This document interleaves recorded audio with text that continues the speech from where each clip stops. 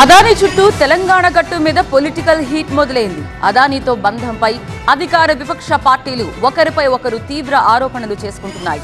BJP BRS తీరుని నిరసిస్తూ రాజ్భవన్ ని కాంగ్రెస్ ముట్టడిస్తే అధికార పార్టీ తీరుపై తీవ్రంగా మండిపడ్డాయి విపక్షాలు.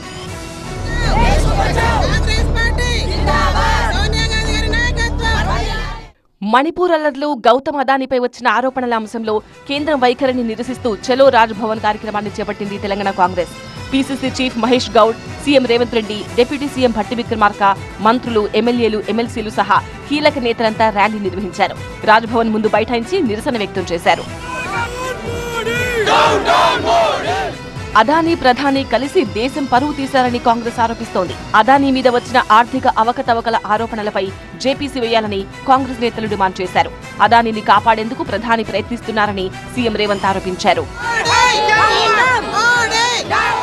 ఇక బీఆర్ఎస్ నేతలపైన సీఎం రేవంత్ రెడ్డి ఆగ్రహం వ్యక్తం చేశారు. అదానీ వ్యవహారంలో బీఆర్ఎస్ వైఖరేంటో స్పష్టంగా చెప్పాలని డిమాండ్ చేశారు. బీజేపీతో ఉన్న చీకటి ఒప్పందంలో భాగంగా అదానీని కాపాడేందుకే బీఆర్ఎస్ ప్రయత్నిస్తోందన్నారు సీఎం రేవంత్.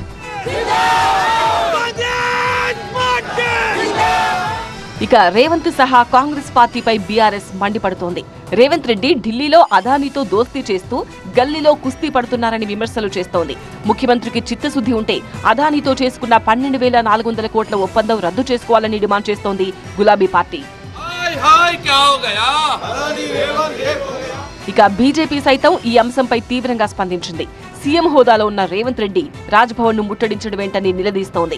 అదానీ విషయంలో నిరాధార ఆరోపణలు చేయడమే గాని ఒక్క ఆధారమైనా చూపించగలరా అంటూ కాంగ్రెస్ ను సవాల్ చేస్తోంది కమలం పార్టీ.